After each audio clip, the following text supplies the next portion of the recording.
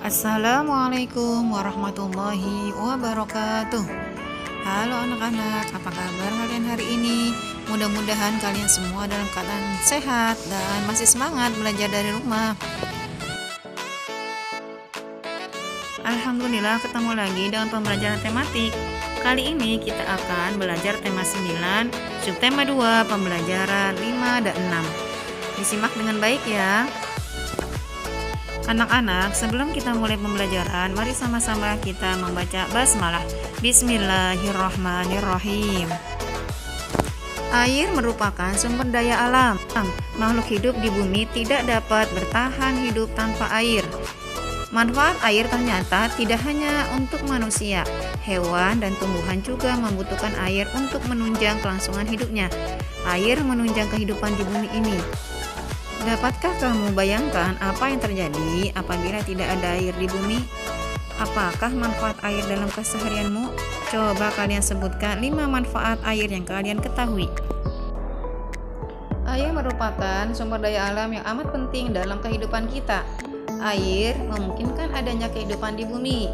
Air pula yang menyebabkan planet bumi dijuluki planet biru. Dalam udara yang kita hirup juga terdapat uap air. Air merupakan sumber kehidupan. Kamu patut bersyukur jika dapat menikmati kemudahan dalam memperoleh air bersih. Hal itu karena masih banyak orang yang kesulitan untuk mendapatkan air bersih. Air turun ke bumi adalah bentuk hujan. Ayo kita nyanyikan lagu Tik-tik bunyi hujan bersama-sama.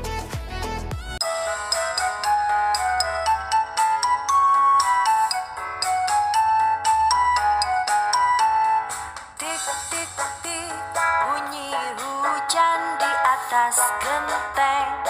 Airnya turun tidak terkira.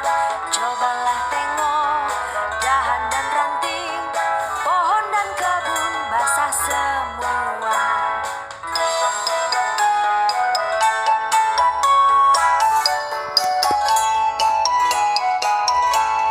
Tik-tik-tik bunyi hujan di atas genteng.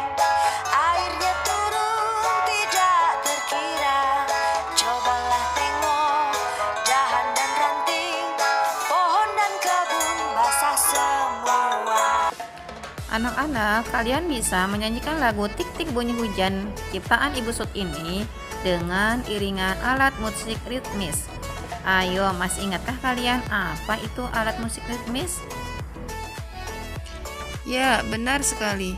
Alat musik ritmis adalah alat musik yang tidak dapat membunyikan nada-nada tertentu, melainkan hanya dimainkan sebagai pengiring irama dan pengatur tempo lagu.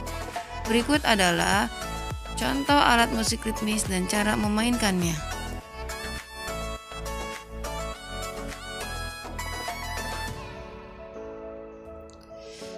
Kekayaan sumber daya alam dapat dimanfaatkan untuk menunjang dan mempermudah kegiatan manusia dalam rangka memenuhi kebutuhan hidupnya.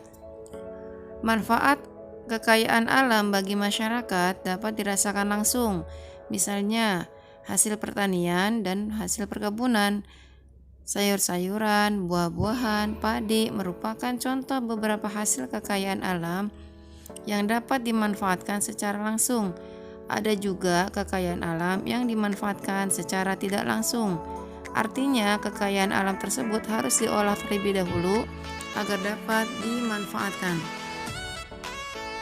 Misalnya, minyak bumi yang harus diolah terlebih dahulu menjadi minyak tanah, solar, bensin, maupun aspal agar bisa dimanfaatkan oleh masyarakat.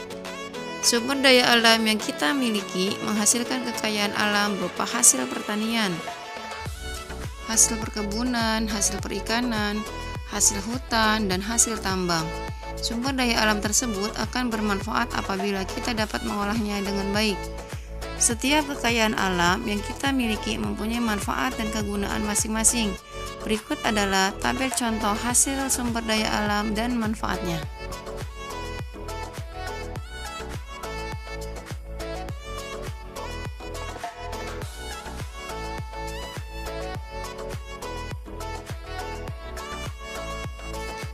Dalam upaya pemanfaatan kekayaan alam, kita memiliki hak dan kewajiban. Hak dan kewajiban saling berkaitan. Manusia berhak memanfaatkan alam dengan sebaik-baiknya untuk memenuhi kebutuhan hidup. Selain itu, manusia juga berkewajiban menjaga dan melestarikan kekayaan alam tersebut. Sebagai warga negara Indonesia, kita berhak memanfaatkan sumber daya alam dalam upaya memenuhi kebutuhan hidup. Akan tetapi, bersamaan dengan itu, kita memiliki tanggung jawab untuk melestarikan sumber daya alam. Contoh kewajiban yang dapat kita lakukan adalah kerja bakti melestarikan kekayaan alam. Kerja bakti memungkinkan pekerjaan yang berat terselesaikan secara singkat dan maksimal. Kerja bakti memberikan kesempatan kepada semua orang tanpa terkecuali untuk bekerja sama dan menunjukkan kepeduliannya. Berikut adalah salah satu aksi kerja bakti yang diadakan di Balikpapan. Kembalikan kesuburan tanah dengan reboisasi. Dengan banyaknya titik hutan yang mengalami kebakaran pada musim kemarau, Kelurahan Karangjuang, Balikpapan Utara akan melakukan reboisasi dengan menanam beberapa pohon di beberapa wilayah yang dianggap rawan.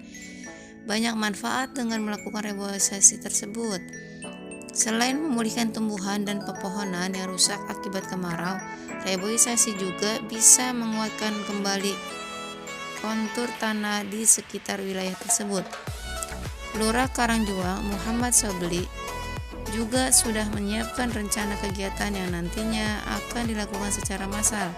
Kegiatan tersebut meliputi kerja bakti massal atau KBM yang bertujuan untuk membersihkan lingkungan.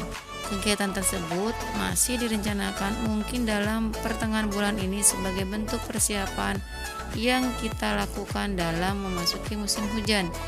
Jika lingkungan bersih dari sampah, maka wilayah kita dapat bebas dari penyakit imbuhnya.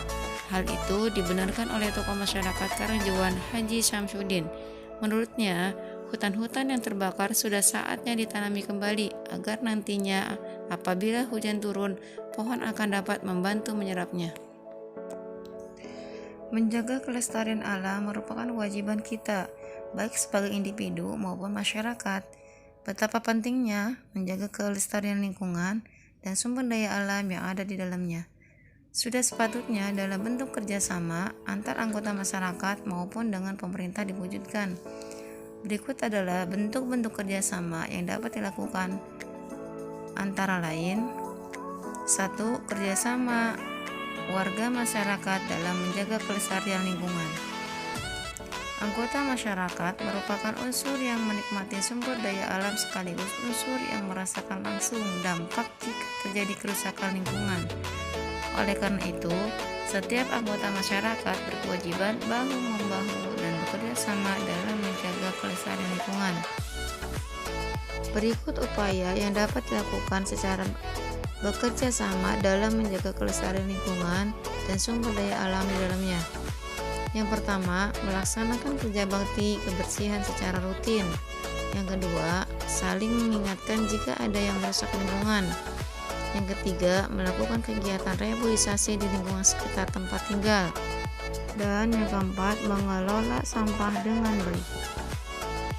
Bentuk kerjasama yang kedua adalah kerjasama warga masyarakat dengan pemerintah dalam menjaga kelestarian lingkungan.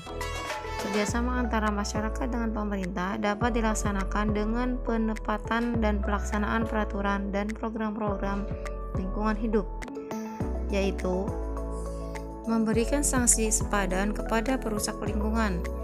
Yang kedua, memberikan hadiah dan penghargaan kepada pribadi maupun kota yang menjaga kelestarian lingkungan seperti Adipura dan Kalpataru.